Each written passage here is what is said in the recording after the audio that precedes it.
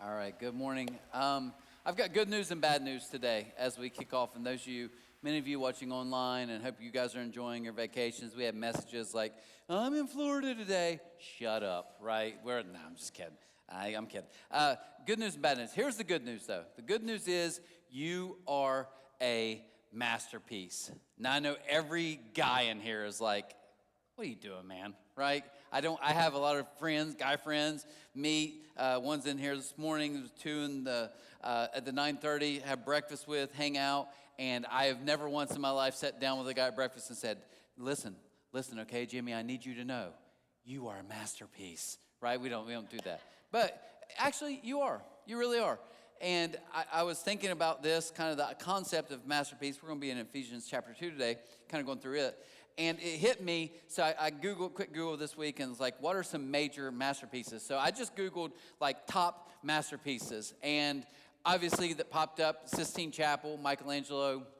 If you've ever looked at that, I've never been there, but even just looking at pictures, like, mind-blowing, just how impressive for him to spend all that time on his back. There's a Disney ride. I don't know if you guys have ever been to Disney, but it's like him moving. Anyways, I know it means nothing. I looked up cars. I'm not a car guy, but multiple places said the 61 Jaguar E-Type, to most like car enthusiasts, would say that it is the masterpiece of all cars. I know we're redneck central in here, and it's like, oh, just give me a Ford. I got it, but for the rest of us. This was interesting to me. Starry Night, Van Gogh, is even more popular than Mona Lisa, according to a lot of critics. And I looked up the value, and it said it's really no value, but it's over $1 billion. So that original paint, is that not blow? Okay, I know you guys like, can we just go to lunch? I get it. And then the last one is the Temple of Artemis. Now, I know that wasn't maybe the key one, but the reason I'm sharing that is because this existed when Paul wrote this letter about 2,000 years ago to the church in Ephesus. This was in the city of Ephesus, and the Temple of Artemis was one of the 7 wonders of the world. So I want you to kind of think about that day. When he kind of gets to this part, there's a good chance that when he said this, literally the people were like, that's a masterpiece. That's literally one of the 7th wonders. Like, it's amazing. And he's like, no, this is what God thinks about you. So just doing a quick Google search, I was like, okay. And I was like, let's make one kind of personal. So I was like, just people who are masterpieces. And this is what it gave me. So you don't stay married for 25 years for nothing, guys, okay? I'm using my head. And we're getting ready to go to the fair, and let's just say, never mind. I was going to talk about camper talk, but I'm not now, okay? Because I'm professional. But here's the good news. You're all masterpieces. Now, what's the bad news? Most of us do not believe, I would argue in this room, people watching online, that 90+% of us, we don't believe that. We don't. You know why I don't believe I'm a masterpiece? Exhibit A.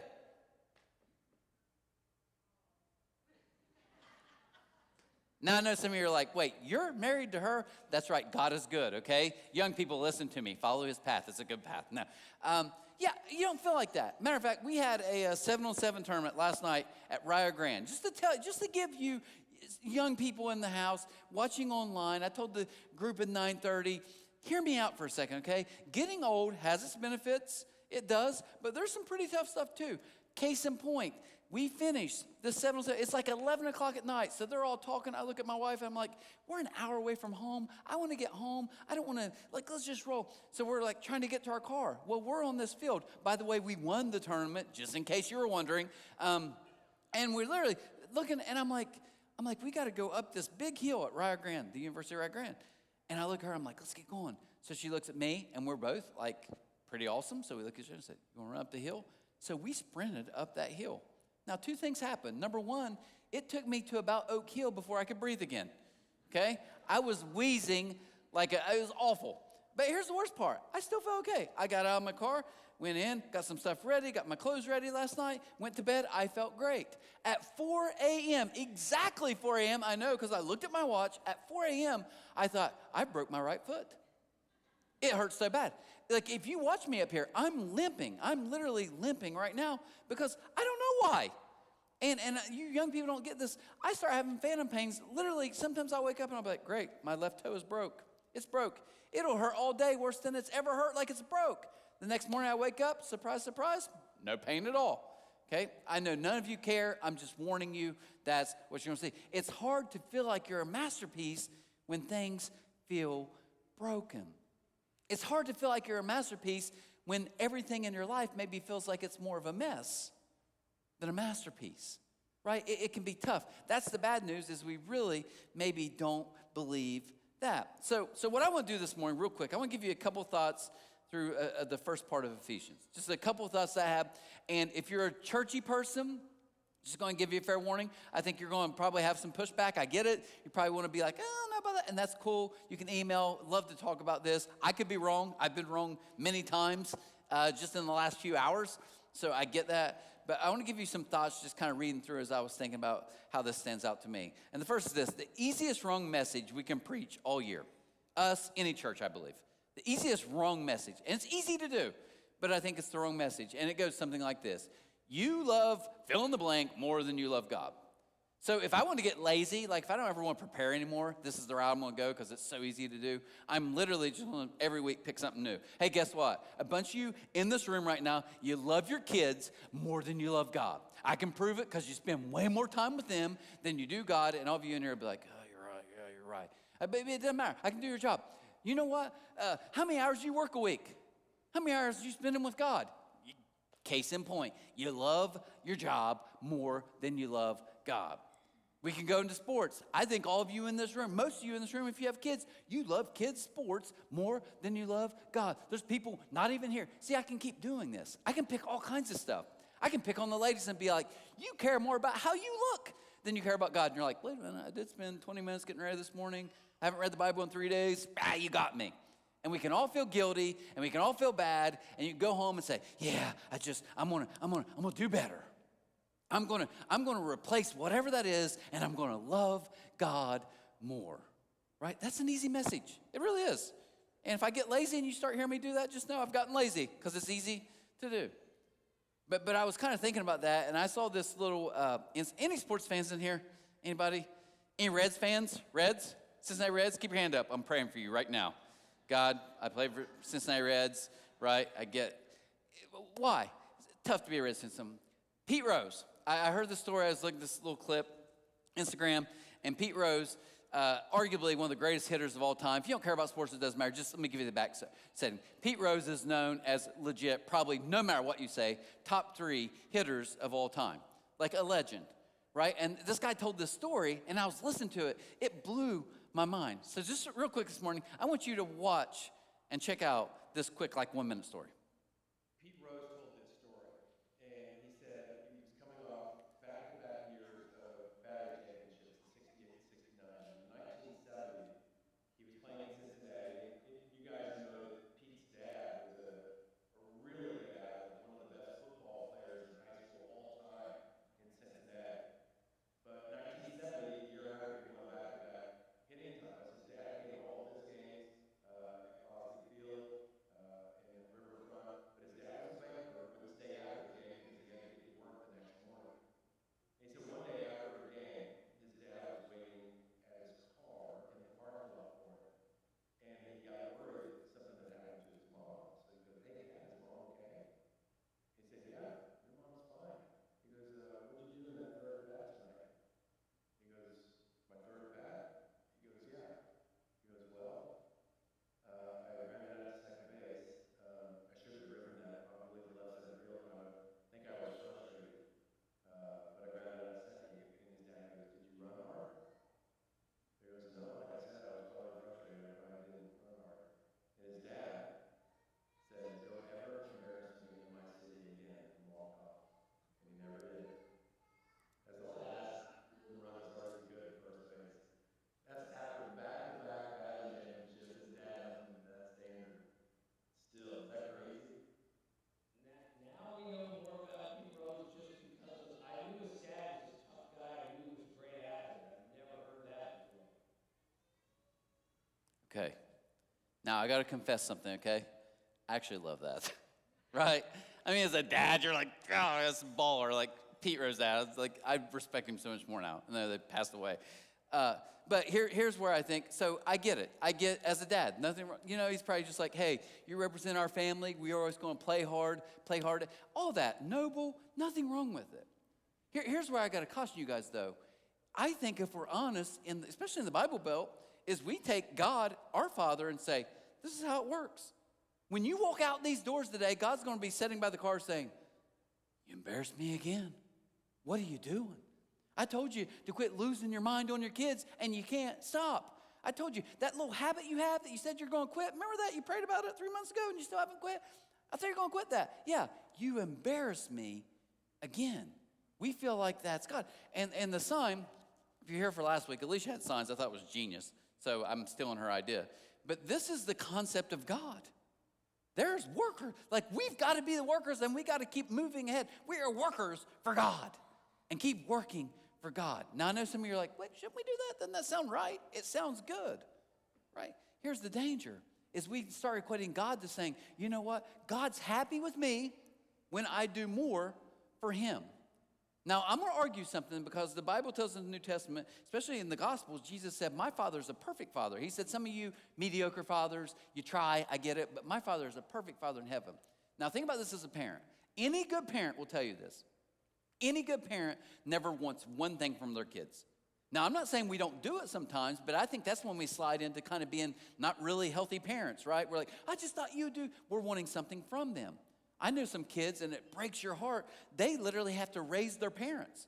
I know kids right now who should be living their life as teenagers, and they're not. They are taking care, they're supporting their own parents, and their parents just keep taking more from them. And you look at that, and you're like, that's not right.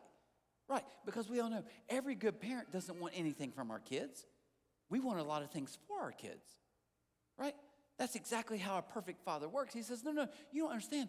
I don't want more from you. I don't. I got the whole world. I want more for you. And to prove that, and I think this is fascinating, look at verse 3. He says, this is Paul writing this letter to this church. He said, all of us used to live that way, following the passionate desires and inclinations of our sinful nature. By our very nature, we were subject to God's anger, just like everyone else. But God, he's like, I get it, you guys were doing your thing and just whatever you wanted to do.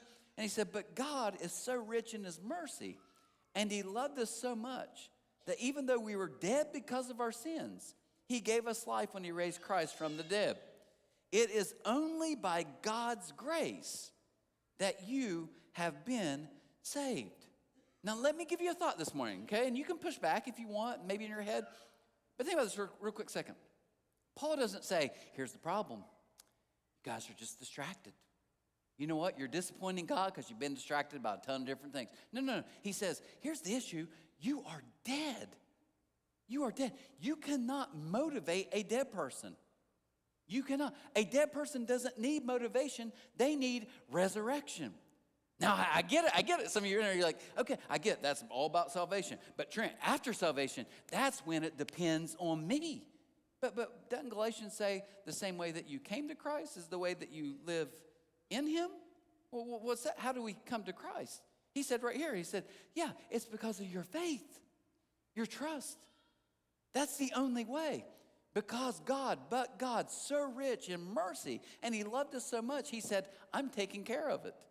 I'm taking care of it because he loved us that much. You see, I think the wrong message can simply be Pete Rose's dad. God's Pete Rose's dad. Every day I can pray, God, I'm so sorry. I know I disappointed you. I know I embarrassed you. I know. He's like, no. My God, so rich in mercy. Jesus said, if you've seen the Father, or if you've seen me, you've seen the Father. Think about how Jesus operated with people, right? Completely this moment. Jesus didn't come to make bad people good. And I know that's so hard for some of us to get through our head. We're like, no, that's exactly why he came, because he wants to take bad people, he wants to make us good people. And there's nothing wrong with being good. Be a good person, okay? I hope I'm a good person. That's not why he came, though. Jesus came to love and take dead people and bring them back to life. We had a lady, a mom, get baptized at the 9:30, and in the things that she wrote in like her little bio, and she said, I thank God that I am brand new because of him. Did you get that? She understood. She's like, no. I realized I could not fix myself. There's no self-improvement here. And we're Americans. We love self-improvement. We love movies we love ordering how to self-improve. But Jesus says you can't improve if you're dead. You have to have new life. Now, here's where I'm going to push even more. And I think some of you, again, I could be wrong. Just think about this. The easiest, in my view, wrong step you can try to take each week, too, in a church world, I'm just trying to get right with God. Now that sounds so spiritual. Brother, I'm just trying to get right with God. Well, that goes back to what I said. We think after we became followers of Jesus, like, okay, now it's on me. I can't disappoint him. Now it's on me. And I've heard this many times. You know what? If you're far away, God didn't move. You did. Amen. We all love that stuff, right? But the New Testament tells me that now in Christ, he indwells in me forever, locked and loaded. So literally, if I'm saying, I need to get closer to God, and Jesus is like, but I live in you. Well, how do we do that?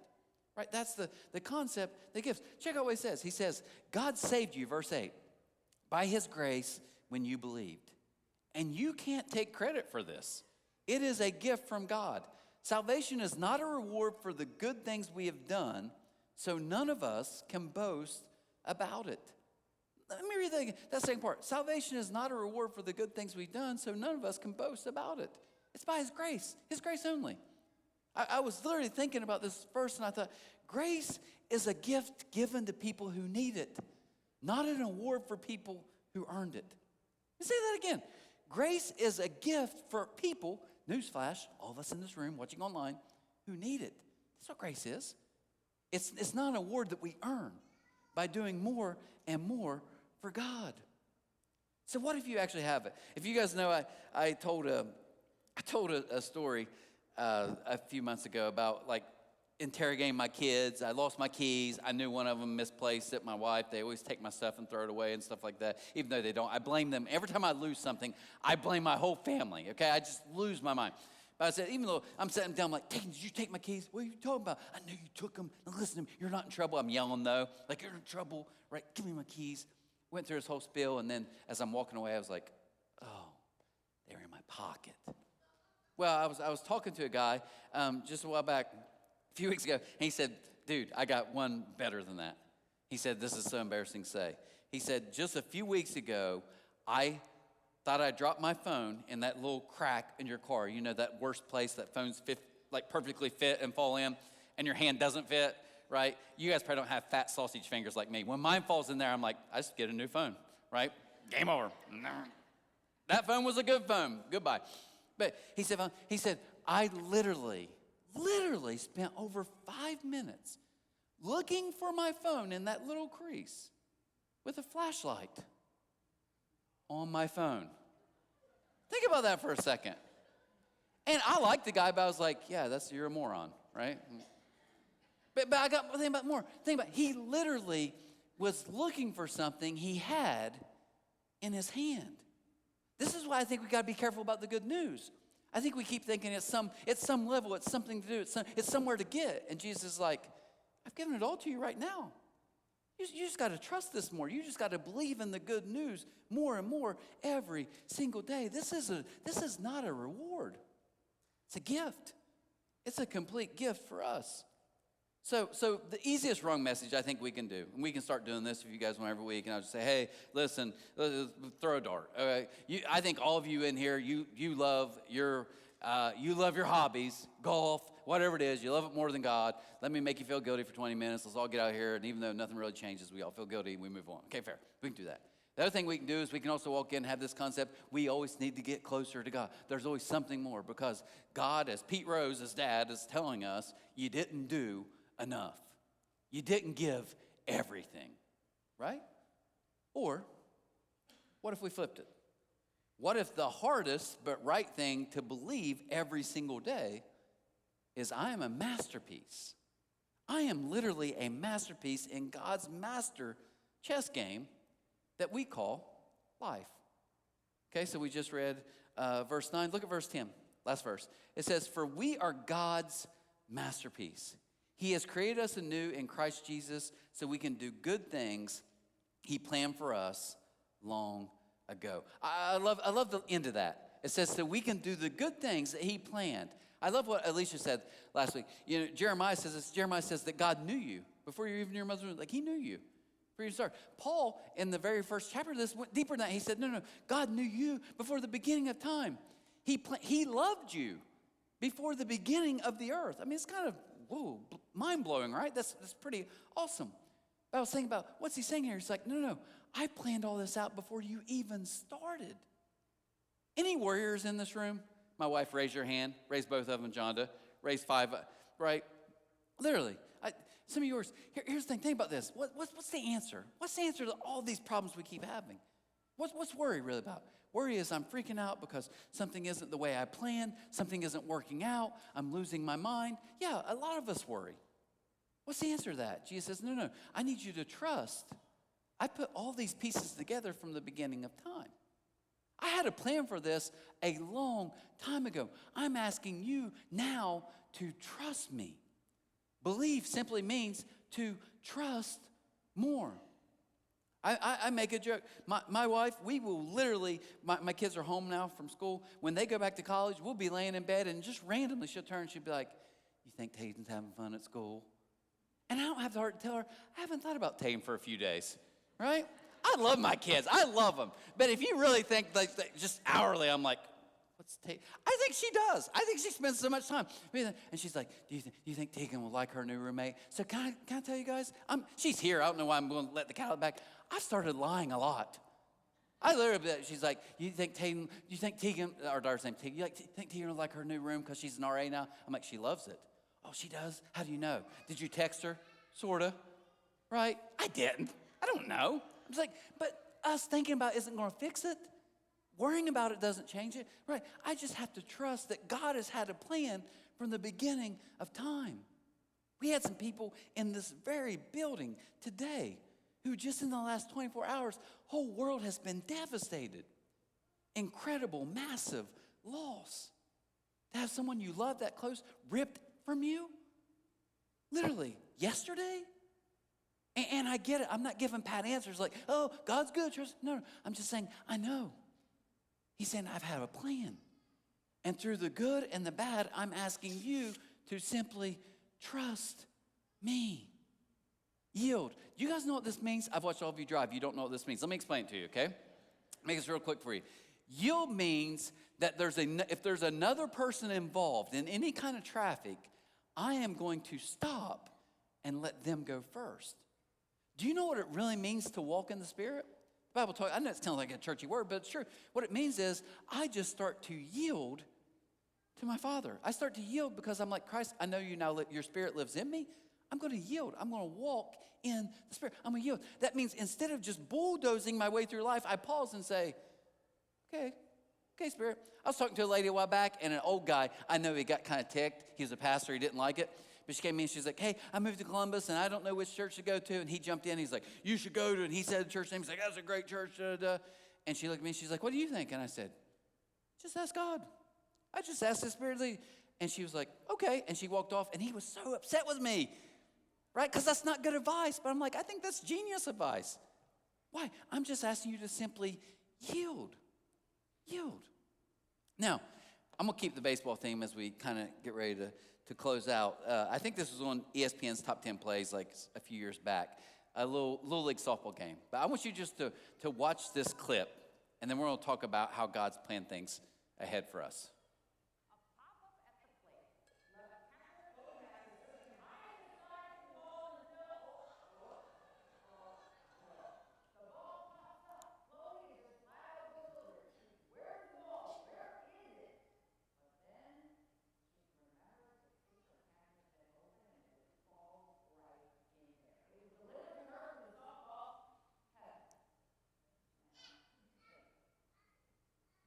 So, why did I share that? I think that's really, I saw that clip just a while back, and I thought, this is how God, I think, explains Ephesians 2:10 for us. I think all of us can spend our life, and we're scattered, we're running around. There was a couple, an older couple, that they're not here today. I won't say where they sat. They usually come at 9:30. But a few weeks back, I was talking to them, and the lady was talking to me, and our thing here, we always say our purpose is to help you find your purpose, blah, blah, blah. And we're talking, and she said, yeah, I work with a bunch of like college-age kids. And she said, they're always freaking out about finding their purpose. And she said, I just calmly tell them. And in that moment, I was waiting. I was like, she's going to tell them something good. She's like 60. And she said, I just tell them, I'm almost 60, and I have no clue what I'm doing. I was like, oh. And her husband, who like drives a truck, I'm not kidding. He said, yep, I get in my truck every day and drive and think, what am I doing with my life? I had to speak right after they told me that, right? I'm like, thank you. I've been a colossal failure for everything that we tried to do. But I think here's why. I think because when we think about purpose, we think, God, give me the billboard. Tell me. I've met with college kids, high school going to college. I love it so much. God bless them. I remember one girl told me, she was like, I could either go to Marshall or Shawnee State. And I'm so torn. I don't know where to go. I was like, which one do you want to go to? They have this and they have that. And then she started spiraling. She said, oh my gosh, what if my future husband is at Marshall and I go to Shawnee State? And I'm like, chill. Chill, why? I think so many of us were like the girl. We're just all over the place. And God says, here's what I want you to do. Just hold your glove open. Just hold it open. Literally, that's what it means to hold your glove open. What would it be like this week if we switched and said, okay, if God's not like Pete Rose's dad and everything is not perform, but our God and Father in heaven says, but it's planned. I planned it before you were even born. I love you so much. I planned good things for you to do before you were even born. What if we, just dream with me for a second. What if we as a church would literally leave this place today and tomorrow morning wake up and say, God, my glove's open. You're going to drop in moments for me to encourage someone. You're going to drop in moments where I can show your love to somebody else. You're going to drop in moments where I can just be there, for someone, a shoulder to cry. But God, I am ready. I'm just going to walk through my day tomorrow. I'm going to wake up and say, God, my glove's open. I'm not going to be frantic. I'm going to chill. Glove's open. And go from that. What if we actually believe that? Now, I'm going to talk about this for a few weeks. And it's summer, and you guys are hit or miss, so don't get mad at me because most of you won't be here the other weeks to hear this. But I want you to hear a thought I've been thinking about a lot lately. I hope you know at C3, this is not the game. What we're doing right now, I'm thankful for this, but this is not the game. This is what I would think of as halftime in a sport. In football, you know what happens in halftime? Everybody comes in, they're beat up and they're tired, and it's like, okay, sometimes you're winning, and when you're winning, man, we encourage them, and we say, keep winning, baby, we love to win. But sometimes you're losing. Sometimes you're getting beat up. Sometimes players are hurt on the side. And you know what you come in and you encourage the group. You say, listen, but we're going back out because we got another half to play. I hope you get that. Here, to me, it would just blow my mind if we would get hundreds and hundreds of people would walk out tomorrow and say, this is the game. The game starts when we walk out of these doors today. That's the game. And it's not a hard game to play. Don't freak out about the game. Literally just say, God, gloves open. That's all we have to do. I believe that.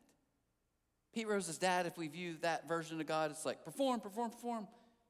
The God in heaven, I think, even from this verse shows plan. I planned this before you even knew it.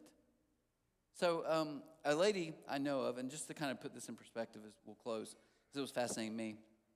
There's an older lady, and she talked about just kind of the same thing, didn't know her purpose, didn't know what was going on, so talking a little bit more, and she said, you know, I don't really know what I can offer. I'm getting old. I don't have the energy anymore. I don't know what I would bring to the table. But she started hearing this message that God wanted to use her. That literally this verse, God has like amazing things planned for you to do, good works. And she's like, I just don't know what they are. Talking a little bit more, and she said, you know, I do know this, though. Over 35 years ago, I got divorced. And for about 2 years, it was the lowest moment of my life. I had little kids I was trying to take care of. I never had anybody to watch them. I'm a single mom, and I'm trying to work. And she said, I felt so alone. And here's her thought. She said, do you think maybe I could help people in that spot? Yes. I don't know how I would do that. She thought about it a little longer. Here's all she did. She made a Facebook post and said, hey, if you're a mom, young mom that's struggling, if you've been recently divorced, if it's just tough right now, I would love. And she gave the place and said, you guys want to come, we'll just eat, maybe do a little Bible study. I don't know if they do that. I don't know if they do or not. I just know here's her post. She had like 40 people show up the first night. Why? Because she believed this. Okay, God, just what do you want me to do? And it's not going to probably be a billboard. It's just going to say, what do I care about? What bothers me? What have I experienced that when I see other people experience that, I hate that for them? And I gotta go fast. But can I say to you guys, my passion, and this is just my passion, right? I didn't grow up in a Johnny Christian home and, hey, brother, how you do? Let's pray. I did nothing wrong with that, good or bad. But I didn't. But when I became a Christian at 13, I would try to invite all my friends. We would come into church because I thought that's how you had to do it. And they'd just be like, dude, I'm glad for you, but none of this makes sense to me. Right? And then the more I got into it, I'm like, man, we have a lot of traditions and stuff we do that doesn't come from this. We just love them, and there's nothing wrong with that. But you know what my passion is? My passion is for people who probably don't like C3. They're the people I enjoy hanging out with the most. I know that's weird, but it is. But that's my point. That's me. That's not you. What's your thing? And it all starts with you simply, I believe, wholeheartedly. This is the thing I think you should start praying this week. Some of you are going to be at the fair this whole week. Do it at the fair. Literally, at the fair, just be like, here's my glove today. God's going to bring somebody into your path by just simply saying, I'm going to yield. Yield. Jesus, I'm going to trust you. So as we get ready to pray, I was thinking about this. Purpose isn't something that you have to chase. I think we all think, frantic, I got to chase, I got to find my purpose. I don't think it is. I think purpose is found when we simply just start walking with Jesus every day. I think when we start yielding and just say, my glove is open. I think over time what happens is you're like, oh, I'm starting to see how God's wired. I'm starting to see all this stuff. Purpose isn't something you chase. It's simply something you find as you continuously walk with Jesus and realize how much he loves you and the amazing plan he has in store for you. That's the good news today. That's the good news I hope you guys walk in. So this morning, we're going to pray for just a second. If you would, just close your eyes. And here's the prayer I want for you. Here's the prayer that I want for C3. Here's the prayer that I want for Tri-State Baptist Temple beside us. Here's the prayer for Solida, for Tri-State Worship Center. This is my prayer, that all of us would get that this moment right here, this moment in this room, God, I pray it's encouraging. I pray it can be uplifting. I pray we can sometimes be challenged of the good works you planned ahead for us. I pray we can do all those things when we meet together, but this is not the game, God, and we know it. The game is the fact that you've wired all of us in this room and people watching online in so many different, unique ways, and we all have these little circles of influence. Sometimes there's influence that comes outside of our circles. So this morning, I just pray. I pray that we would be a church collectively that would wake up tomorrow morning with our gloves open and say, God, just drop it in. Just drop it in. It's not complicated. God, I'm just going to be aware of the things you're setting up and the things that you're dropping into my life. And I'm going to yield to that today. I'm going to trust you more. Some of you in this room are going through some really tough things. God, I don't want to belittle any of their issues and their problems and their heartbreak. But the answer I know for all of us is just to trust you more. I'm going to yield to you. God, I'm going to trust your timing and your plan because you're the one who holds the ultimate victory. So Jesus, I pray how amazing it would be to see hundreds and hundreds of us this week, wherever we are, literally with an open glove, and you dropping in time after time, moment after moment, places for us to be good news to a world that doesn't have much good news. Jesus, help us to be your light and to show your love. Remind us today how much we're loved by you, and now we get to express that same love to a group of people that need it more than ever. We ask these things in your name, and amen. All right, guys. Man,